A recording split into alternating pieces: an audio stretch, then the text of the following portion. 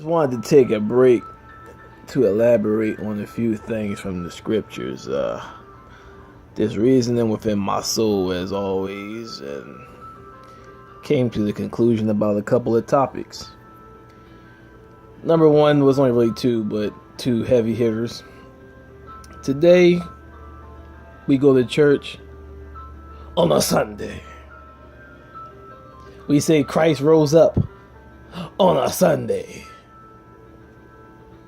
We say Christ was born in December, even though there's no now Christmas, or whatever you call it, Christmas. I'll see if you just want to pick a year to give homage, and if you were, it would, as the old writings say, that he was born in the harvest season, which would be 2 months prior at the very max. So that would be October-ish. Well, it would be November, October, but they changed the months around too and all that stuff. Plus the names of the months don't even mean the same in Hebrew. But either way, if you were to logically celebrate Christ, it would say they point out like just common sense facts. People were in the field when he was born and out about doing their chores. This time of the year, you had nothing to harvest, so there's really no work to be done. So Christ was likely to be born in the harvest season, or at least the time in between the harvest time, but between the time they plant the seeds and between the time they harvest the seeds. Not to mention, you go back to this very date. Well, yesterday, I know everybody's yesterday. That's actually the sun god's worship to bring back the sun, the heat, the light. But anyway, I guess that's like one in one because he was the light of the world, so bring back the light. But anyway, in the scriptures, you have nowhere does it give the date or time that he was born. Nowhere does it say the day he rose was on the third day, and it doesn't give the day in which he was crucified. Did I have my points? All right.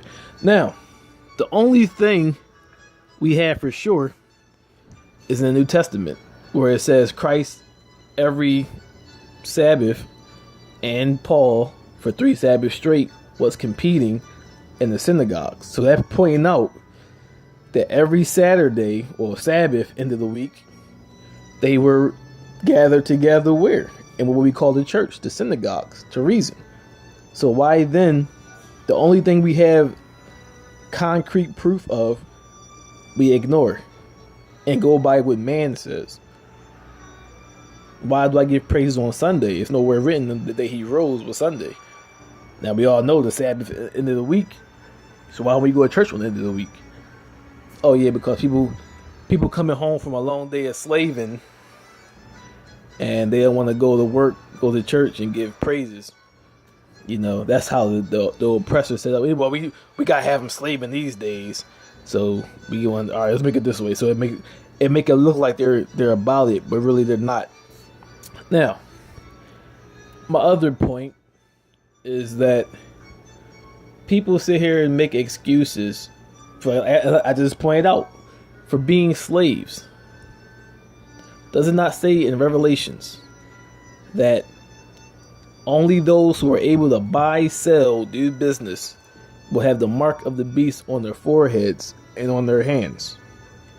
Meaning you have submitted yourself to evil, to that which is, and I read in one of my notes that it says to abide by the laws of man, but once they transgress the laws of God, now you're an abomination. Now you're in violation.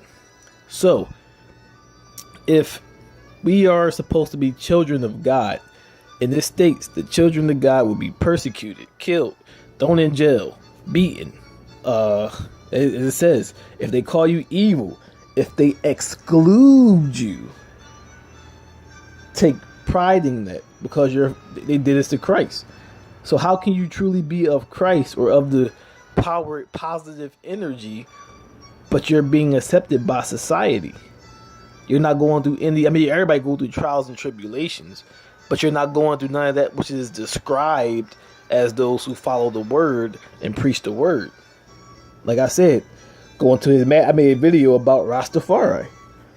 His Majesty, my father, my great grandfather, He set aside land in Ethiopia, Africa, for people who didn't want to live in the system for times like this when they're being persecuted, so that you can go there and live. You may not have the best life, like how the Israelites or people of all religions are supposed to be right now, setting up, like, go shopping around the world, look and see what has resources, knowing you're not going to have the comforts of home, but you'll be able to live and worship how you want to without being harassed or being subject to things around you, all the Sodomitism and Gomorrhism that we see going on around us. Where can I go to move to so I can practice this and don't be distracted by all that?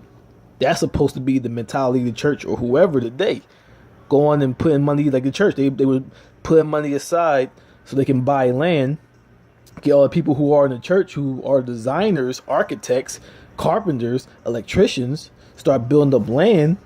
As I made in one of my videos earlier last year about what people, it's basically the same thing. If you're preparing for war or revelation, or not even, well, you put it as it says in the scriptures, I'll be reading in one of my later on chapters about preparing for war, but just for war type living, where you're not living comfortably, saving up money, buying material, non-perishable foods, living off the grid, so you still have lights. What's that called? Power, solar panels, off the grid living. That's supposed to be the mentality of the church today. But instead, the church is telling you to endure with the wicked, go in contradiction to what the scriptures is telling you. Christ even said, if you come into a house and it doesn't give you, it doesn't return its peace to you, and your peace returns to you, don't even stay there. If you can't find that one place in that whole city, or if you found the whole city, the majority of the city to be defiled, don't even take the dust off your feet with you. Dust the soles off your feet. So why is the church is teaching you to sit here and endure through a wicked and unjust system that is telling you can't sit here and even pray no more during football games, but they can bring all types of lewd and vile acts into the school. But as soon as you mention Christ or some type of religious paraphernalia, they trying to sue people or put people in jail or raising hell over it. So if you know you can't, how you gonna do what Christ said? Forget the knowledge. You can quote scriptures and all that's good. You good for show. But the spiritual side to it, how do you master the spiritual, but you're surrounded by spiritual decay? How do you master and elevate yourself? You can know all the scriptures you want. You can Job 25, 30, all right. What's that doing for you spiritually? You know it. Like it says in scriptures, he who, like Solomon said, he who does much studying makes the flesh weary. You can know all you want to know, but what is it doing for you? How are you applying it to your life? How are you mastering yourself and going to the Christ level? Exactly. That's what the church is supposed to, and no other preaching is supposed to be preaching. Preparing yourself for times of tribulation. For it even says the person who doesn't bear children will be looked as blessed, compared to back in the day, the person who was barren was looked at to be cursed. Now it's going to be the opposite. So, just food for the thought, man. Like, examine. It says in scriptures. Paul said, "Please examine yourself to make sure you're in line." Examine it. Read the scriptures. See what it says. Am I doing that? Are we doing that? What's going on around Revelations? What's going on around us? You see all this crazy. The government is approving what they're disproving. It's time to potentially another exodus to a land where you ain't gotta live in there. You can get out of the country. See, people still have, like Malcolm X said, people still have that house nigger mentality. I am not a Negro, a house nigger mentality. They don't want to let go. So it's exactly like you rather feed, and that's why I say, like, you're feeding the system that's against your God that you claim. As it says, many of them claim, but they're not really about it. You're feeding the system that's against your God and against its creation, and making it stronger. How do you then turn it, as it says in Revelations? How am I able to judge you when you're going both sides? You're preaching this on Sunday, but then going and empowering the beast 7 days a week or 5 days a week. Yeah, 7 days a week now. How you preaching this, but then power in the beast is destroying my whole creation 5 days a week? Liberation.